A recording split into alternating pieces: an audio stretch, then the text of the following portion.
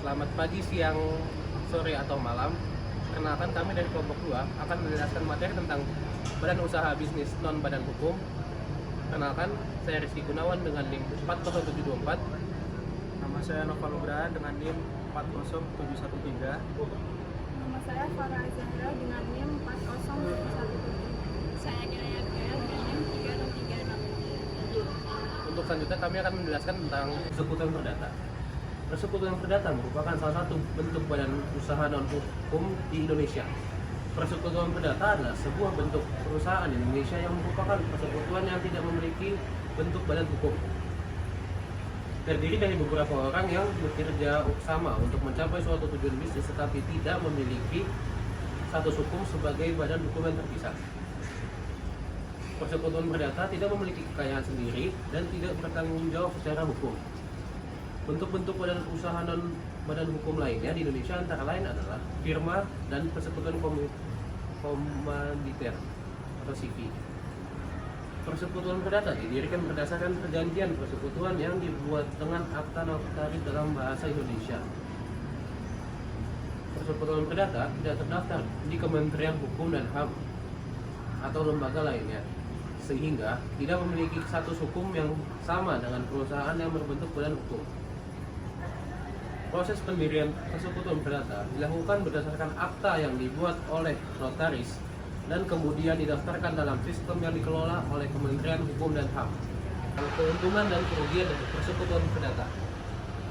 Yang pertama, keuntungan dari persekutuan perdata merupakan memiliki sumber modal. Jadi para anggota dapat menyumbangkan modal untuk meningkatkan kepercayaan, keterampilan, dan pengembangan usaha. Yang kedua adalah fleksibilitas. Tidak memerlukan modal awal yang besar dan tidak terikat oleh peraturan yang ketat.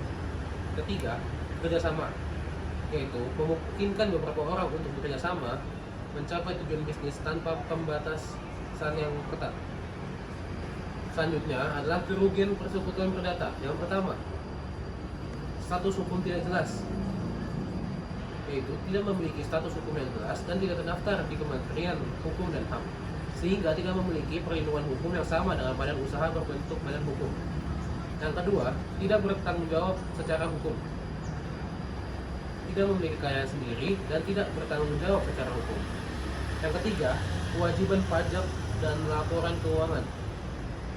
Meskipun tidak memiliki status hukum yang sama dengan perusahaan yang terdaftar, persekutuan perdata masih harus memenuhi kewajiban pajak dan laporan yang sama dengan badan usaha hukum.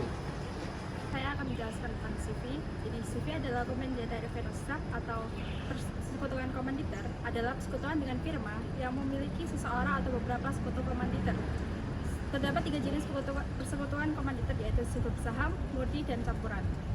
Jadi ada beberapa syarat-syarat untuk mendirikan CV, yaitu pertama, tentukan tujuan CV, menyiapkan data pendirian CV, dan mengajukan nama ke Kemenkumham. Semuanya itu harus mengikuti hukum-hukum yang telah berlaku oleh Kemenkumham. Kemudian keempat, membuat akta pendirian CV. Pembuatan akta pendirian CV dilakukan oleh di hadapan notaris. Penandatanganan akta pendirian CV juga di hadapan notaris. Kemudian nomor 6, dalam syarat pendirian CV, pengurusan SKDP atau surat keterangan domisili perusahaan menyangkut pembuatan NPWP dan isi usaha. Kemudian pembuatan NPWP dilakukan ke kantor pelayanan pajak KPP tempat domisili CV. Kemudian nomor 8, pendaftaran CV ke PN. Pendaftaran CV ke PN setelah mendapatkan atau notaris. Kurang lebih proses ini akan membutuhkan waktu sekitar 2 bulan sampai PN memberikan persetujuan. Nomor 9, pengurusan nomor izin usaha atau NIB setelah mendapatkan persetujuan dari PN setempat. NIB dapat diurus menggunakan OSS atau Online Single Submission. Nomor 10, pengumuman ikhtisar resmi. Pengumuman ini diumumkan sesudah akta pendirian disetujui PN. Kemudian dilakukannya publikasi tersebut dengan tujuan sebagai lembaran negara RI. Selanjutnya adalah ciri-ciri CV, di mana satu memiliki pendiri 2 orang atau lebih, terdiri dari sekutu aktif dan sekutu pasif. Nomor 2, hanya boleh didirikan oleh WNI. sementara warga negara asing tidak diperbolehkan untuk mendirikan CV. Nomor 3, syarat pendiriannya diakui secara legal. Nomor 4, modal pendirian tidak ada batasan minimal dan mudah untuk melakukan kerjasama dengan lembaga-lembaga resmi lainnya. Kemudian ada kelebihan CV, yaitu memiliki kepastian hukum sebagai bentuk usaha, memiliki akta perusahaan yang didaftarkan notaris. Kemudian berbeda dengan PT, tidak ada pembatasan minimal berapa modal yang harus dimiliki oleh CV. Yang ketiga, ada lebih mudah berkembang karena dapat dikelola oleh siapapun yang dikehendaki. Kemudian pada umumnya dikelola oleh seseorang yang dianggap memiliki kemampuan manajerial yang paling baik. Kekurangan CV adalah sebagai berikut. Sekutu aktif memiliki tanggung jawab yang lebih besar dibandingkan sekutu pasif. Kemajuan atau kemunduran CV bergantung pada sekutu aktif atau komplementer, sehingga kelangsungan hidup perusahaan tidak menentu. Nomor 3, tidak dapat dinyatakan pilot, sehingga bila terjadi kerugian dan harta perusahaan tidak cukup menanggung kerugian, sekutu aktif memiliki kewajiban untuk menanggung kerugian tersebut walaupun harus menggunakan harta pribadinya. Sementara sekutu pasif hanya bertanggung jawab sebagai modal yang ditanam di dalam CV. Selanjutnya ada firma. Firma adalah tiap-tiap perusahaan yang didirikan dengan tujuan untuk menjalankan suatu perusahaan yang dibawahi oleh suatu nama bersama. Firma adalah sebuah badan usaha yang didirikan dan dijalankan oleh 2 orang atau lebih dengan menggunakan nama bersama atau satu nama yang digunakan bersama untuk mengembangkan perusahaannya.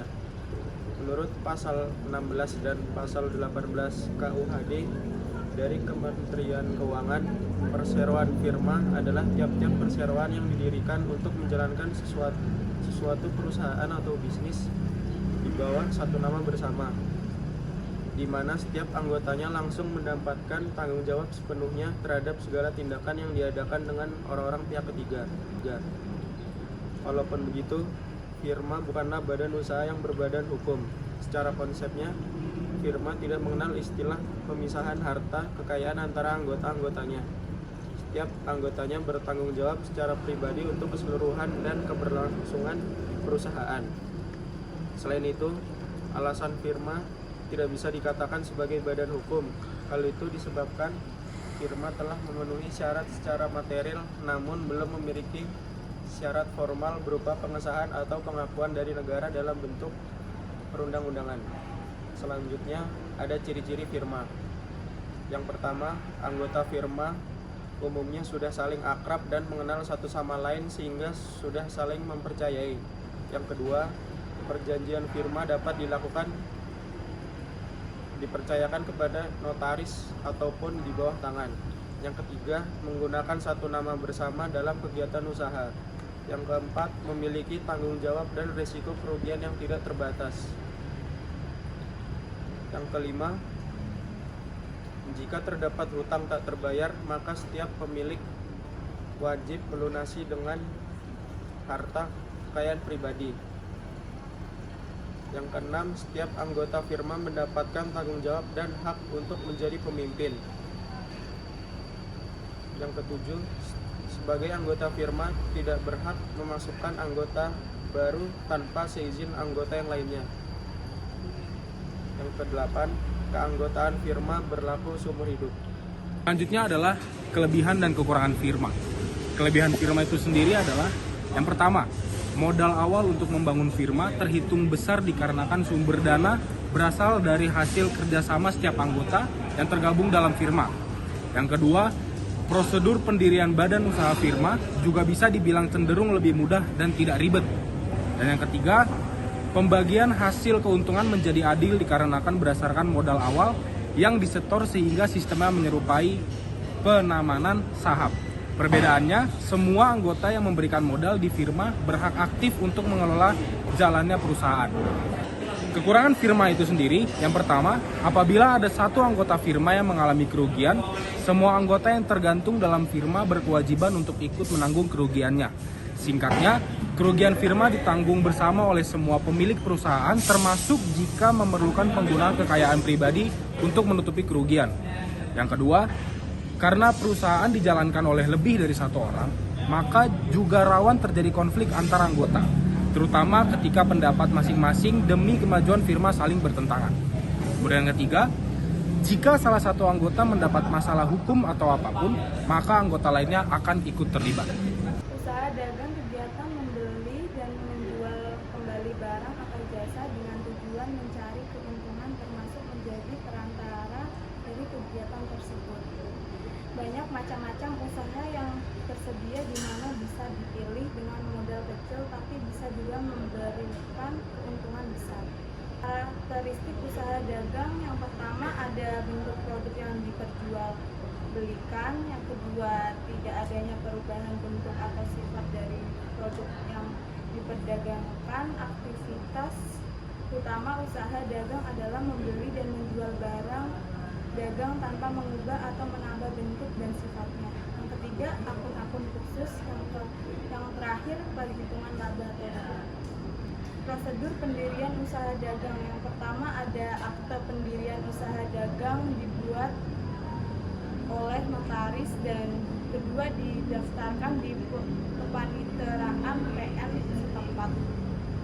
Dan ketiga mengurus STUP atau TDP ke kantor perindang. Yang keempat pengurusan izin-izin lainnya. Perkembangan usaha dagang dalam KUHD terdapat evolusi hukum dagang disebabkan hukum bisnis sehingga perkembangan tersebut tidak terakomodasi dengan hukum dagang atau KUHD dan dibutuhkan peraturan yang multidisipliner. Sumber usaha dagang ada dua, kodifikasi dan di luar kodifikasi. Yang ada dalam kodifikasi ada KUHD dan KUH Perdata. Yang di luar kodifikasi ada undang-undang khusus yang mengatur kegiatan bisnis. 4. Proses pendirian usaha dagang. Yang pertama, akta pendirian usaha dagang dibuat oleh notaris. Yang kedua, STUP atau THP ke kantor perindak. Ketiga, didaftarkan di kepaniteraan PN setempat.